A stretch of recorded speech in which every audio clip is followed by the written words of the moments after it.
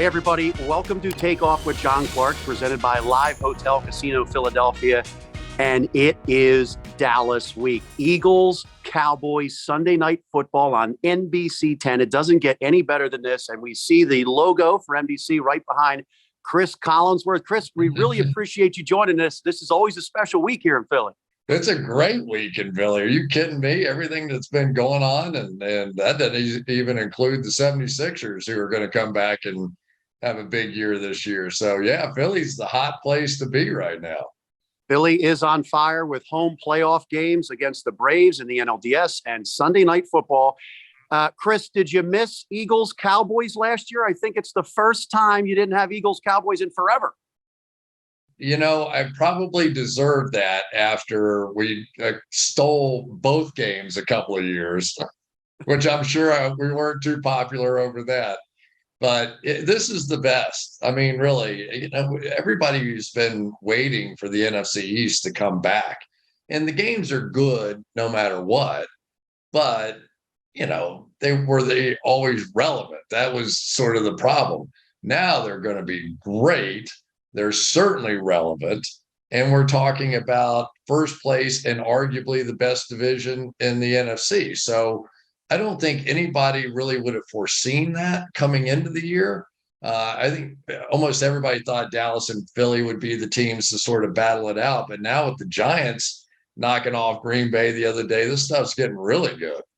It is. And it's amazing. You just said NFC East best division in football. So when you look at this game, if the Eagles can go to 6-0, hand the Cowboys another loss, are we talking about the Eagles then being in the driver's seat to win this division? Is it that big of a game?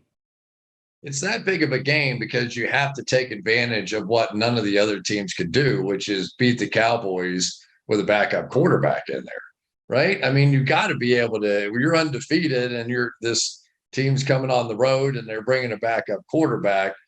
If you are deserving of that Buffalo, Kansas City kind of placement in the league, then you pull this one off. But it's a great opportunity for the Philadelphia Eagles because they win this game. I mean, they only have to kind of win fewer than 50% of the next games to make the playoffs. I mean, you jump out 6-0 and everybody's paying attention. Everybody's dissecting your roster. And I think what happened to Philly this year is that they just were unsure of Jalen still, right? But when I was looking at them early in the year and I was comparing it like I try to do, just take the two rosters and put them side by side. So I wasn't doing it with the Giants. I was just doing it with Dallas and Philly. And I go, other than quarterback, you would say Philly has the better roster. And then they make the deal with A.J. Brown and you go, wow. And so far it has sort of fit in there. I think that Jalen, you know, with having Brown in the lineup now, has that physical presence over the middle of the field. And then he's got the speed guys out wide as well. It's an exciting combination, but the biggest thing with this team, without question, is the difference in the secondary. This secondary is legit and can play anybody right now.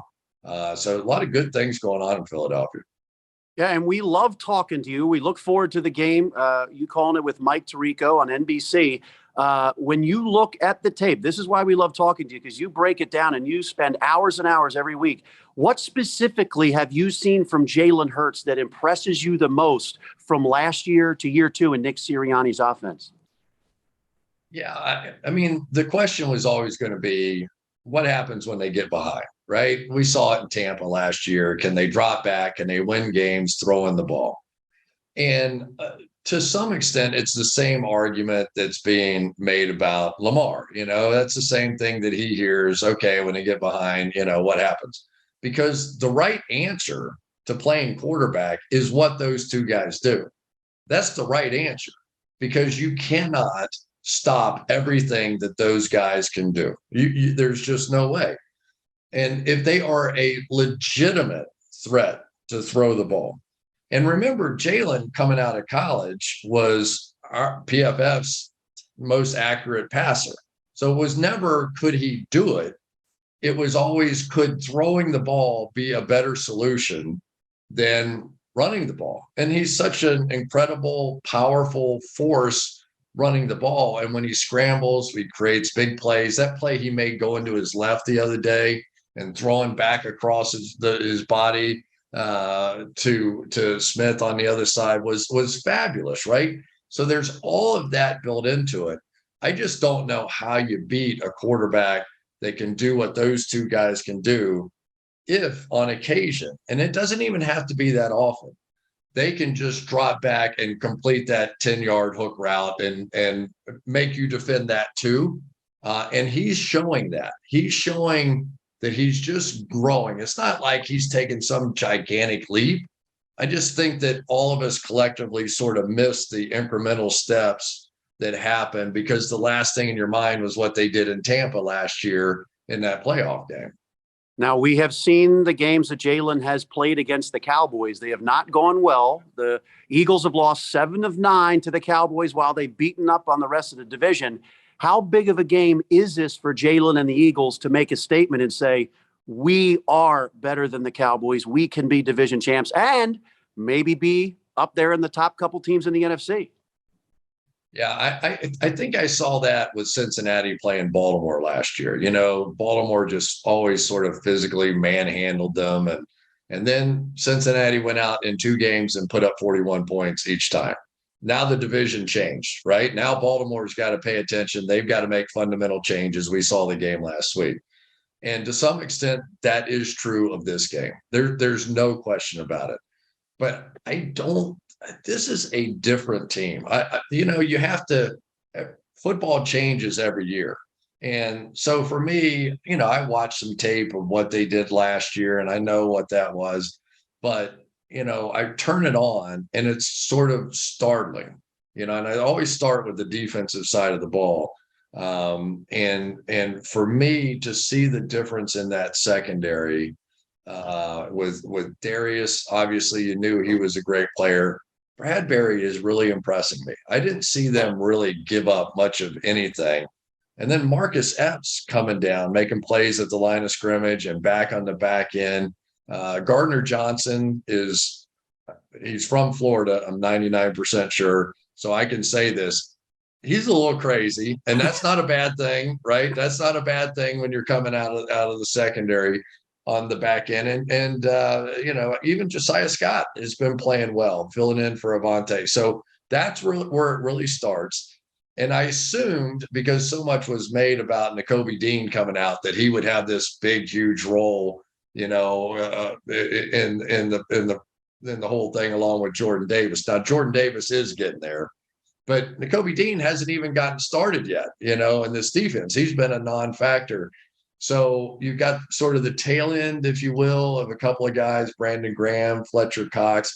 I think Josh Sweat has ascended. He's better than what I've seen him be. And then Hassan Reddick has made a big difference over there too. So, I like what they're doing on the defensive end. I don't think they'll be giving up the big plays. I do think you're going to see a lot of running in this game, though. That's where I think it's going to land. All right, so you got Micah Parsons. First, is he the best defensive player in football, the most dominating defensive player? And how do you slow him down? Is it by running right at him? How do you slow him down, especially when he's moving all over the place? Just know what Dallas is. Dallas is a 4x100 defensive line. They are sprinters. That's what they do. They're going to fly around the football. They'll do more stunts and loops and different things to get to the quarterback than anybody. And because they're all so fast, they can do it. And then, if that's not bad enough, then they're going to put Micah Parsons and 5 down linemen across the board. So now you can't double team anybody. So now you've got DeMarcus Lawrence, you've got this guy Dorrance Armstrong, who's really come on here for them lately. And then you throw Micah Parsons on the end of the line of scrimmage, and that means DeMarcus Lawrence comes down over your guard, and there's a couple of guys that don't have a lot of experience on the left side of this offensive line playing for the Eagles, and they're going to see more junk in this game than they've ever seen in their whole life. They're going to be doing so many different things over there. But to offset that, you've got Jalen, you've got the RPO stuff, you've got the run capability. And if the Cowboys are weak on something, I would say if there is, you can kind of run at them to some extent. And I mean, Jalen sometimes looks like a fullback when he's running to me. So I do think that the focus is going to be a lot on the quarterbacks. I think the game's going to be decided on who can run the football best. Very interesting. And when you look at how impressed you were watching the Eagles on film, they're top 5 offense, top 5 defense.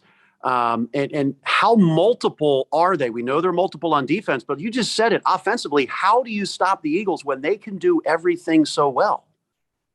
Yeah, it's you got to start sort of with Dallas Goedert inside too, with the passing game. Just about the time that you're ready to go load up and play the run, here comes one of those seam routes down the middle of the field, and he's a problem. He's a good catch and run guy as well. But what I remember when the Eagles won the Super Bowl was how good they were at dominating that middle of the field. And I didn't think until they got AJ Brown, they really had captured that, because you can sort of take away speed wide receivers, and they've got good ones. I mean, let's face it, Devontae's a really good player. Quez can fly. They've got good players that can play out wide.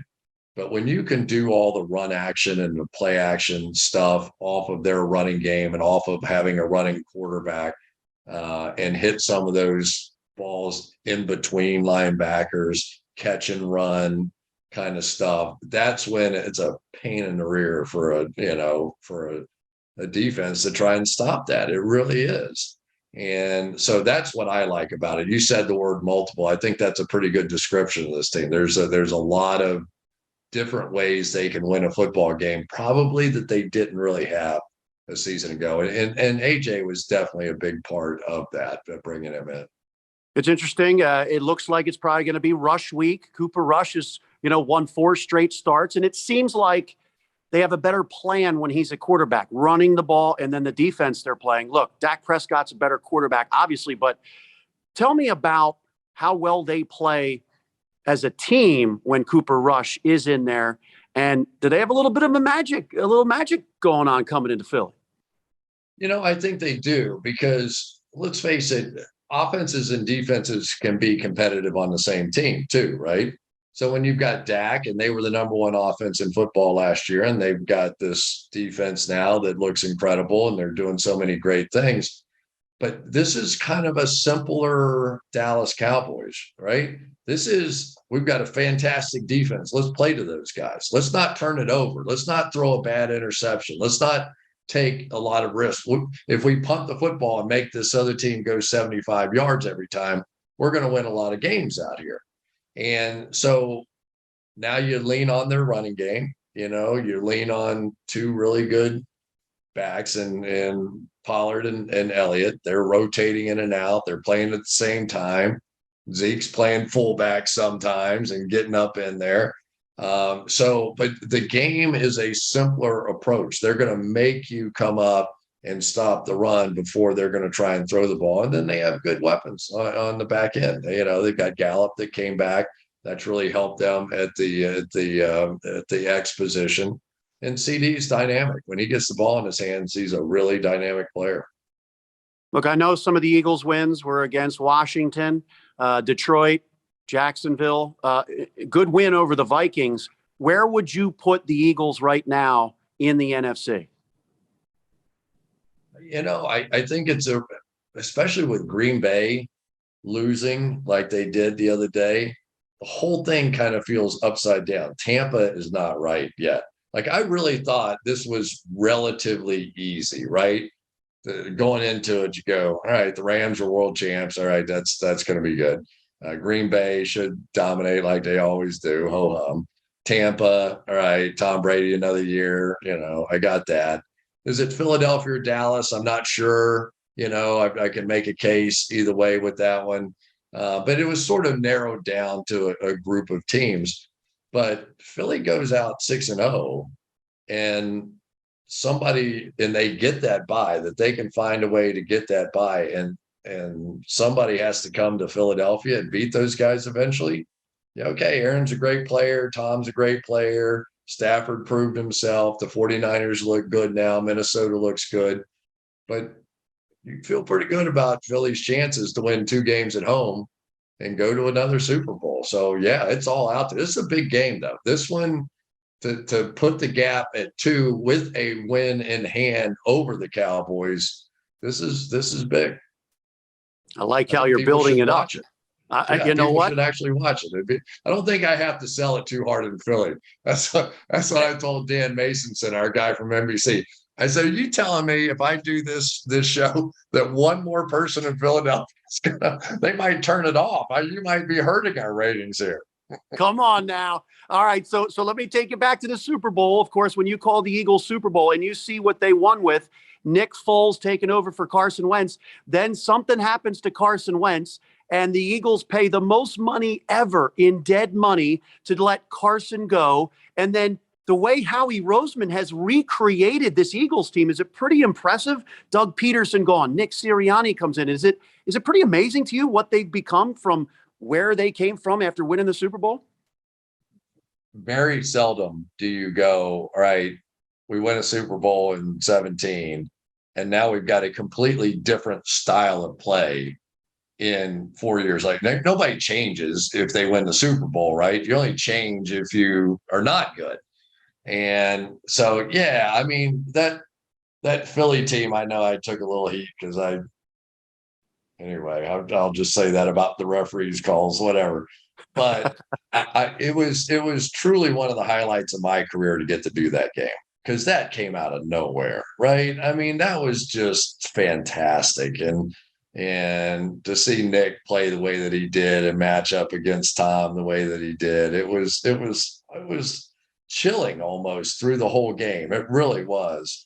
So yeah, I always enjoy being around this Philly crowd, because it's, we go a lot of places, and I don't want to say, there are some places that care more than others. Can I put it that way? Some places care more than others. I don't know if there's a place that cares more than Philadelphia. You have to go maybe Dallas be in that hunt, maybe Green Bay would be in that hunt, but there aren't many places that quite have the passion when you walk into stadium and you feel it. You feel it. Now, if it doesn't go well, you're also going to hear it. but I do love the feeling of the passion that when you walk in that stadium, and especially when they're playing the Cowboys. I like that a lot. Well, I think your approval rating is shooting back up with Eagles fans after they hear that. There you go. We'll pick them off one at a time. Couple final questions for you. If I were to say to you, you can pick one quarterback for the next 10 years, are you going Dak Prescott or Jalen Hurts? The hard part about that question that I obviously am not going to answer. Come on. Not a friggin' chance. Are you kidding me? It is that I do think the game is changing. I just do. These young kids that are playing quarterback now, they're putting the best athlete at the quarterback position. And if they can also throw the ball, I think it's a lot easier to teach somebody how to play in a drop back passing game than it is to teach somebody how to run like Lamar or Jalen. That there are some gifts that you don't get the option. Joe Burrow, I said, look around the league. Which of their superpowers would you take? He's like, oh, for sure, Lamar. Let me move like Lamar Jackson, right? And so I think that gives these young players a chance. And remember, Jalen's only 25 years old or something like that. I think he's 24. It's insane, And when he was at Alabama, basically he was let go to Oklahoma because they thought they had somebody who could throw it better, and so this is not foreign territory for him. He's been there before. But I do see sometimes it's just the simplest pass. It's catch it and throw it 10-yard pivot route that looks like nothing. Nobody would pay any attention to it. But when you add that as a complementary part, and I think that's all it's ever going to be, the pocket passing, it'll just be a complementary part. But when you add that simple ability, there's too much to cover. There is. When you have quarterbacks that can do all of the things that those two guys can do, there's just no way defensively you can legitimately expect to stop it. Approval rating keeps going up, Chris. This is great. So you didn't really answer that question, Dak or Jalen, but let me see if you'll answer this one. If you were taking Eagles Cowboys right now and you could draft one player to build a team on either team, you're building an organization, you're building a team, which player are you drafting? Wow. Boy, I'm going to get probably Micah. I mean, Micah has proven that he can do anything. I think there's a very good chance he wins Defensive Player of the Year after being 1 and 2nd, I think, last year, and Rookie of the Year last year. He has all the skill sets to do anything he wants. Yeah. So that's a good answer. Here I go, right back in the tank again. I was climbing that mountain and now right back.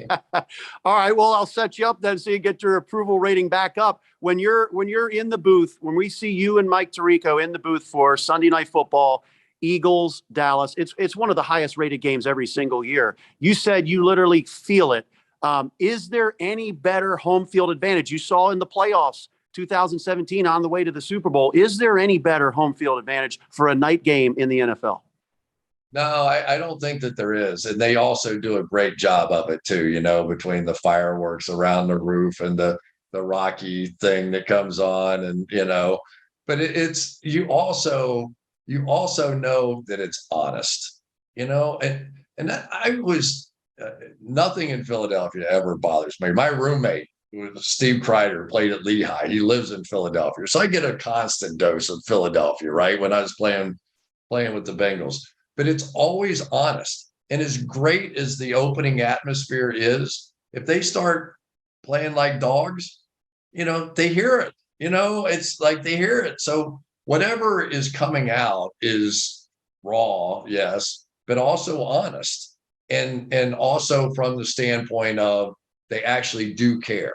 Some people just go, oh, this isn't that much fun anymore. I'm going to go home and have some tofu, or whatever. It's like, that's not Philadelphia. I mean, they will stay and let you know, but if you're good and this team is good and they can knock off the Cowboys, Philadelphia is going to go crazy. They're going to go crazy in that stadium. And Monday is going to be a scene. So 6-0 is different. I mean, that's different. That's different territory. Yeah, especially when considering you have the bye, then you have the Steelers, and you've got a very favorable schedule. One last question before I let you go. Is your slide in there into the booth with Mike Tirico, is that intellectual property of NBC, or is that your thing? Al tells me it's his thing. Well, he didn't take it with him. Well, it's so weird about it. It never had anything to do with like being cool or anything. It was just Al comes on camera first, right, by himself. He's done it his whole life. So they would put me on the thing with a piece of tape between my legs and go, don't move. I go, okay. So I get on there and I don't move. And it's in Billy, our cameraman, looks over at me and he goes, Chris, you're in the shot. You're in Al's shot. You got to get out of the shot. I go, what do you want me to do? They told me to stand here with a piece of tape between my legs right here. What do you want me to do? I said, well, lean out. So I do that. And I'm literally lying on the table. And then Al goes, all right, Chris, come on up here. And I get back up. And then it was like, it became this meme and cartoon. But now Mike doesn't do that. He doesn't do the opening on camera by himself. So I'm just sitting there and everybody says, why don't you do it? And I was like, what do you want me to do? You want me to sit next to Mike and then it doesn't be ridiculous? So I don't know. Well, I'm telling you, as a tall guy, I'm not a good dancer. I don't know about you, but that was a good move. That was very smooth. So I give you credit for that. I'm not a good dancer either, but I can do the slide, baby. The slide is good. All right. Well, hey, this is going to be awesome. We look forward to your return trip to Philadelphia. Eagles, Cowboys. As you said, we don't even need to promo it. It sells itself, but we look forward to seeing you and Mike Tirico calling this game again. John, always a pleasure, bud. Oh, mom, so flagrant.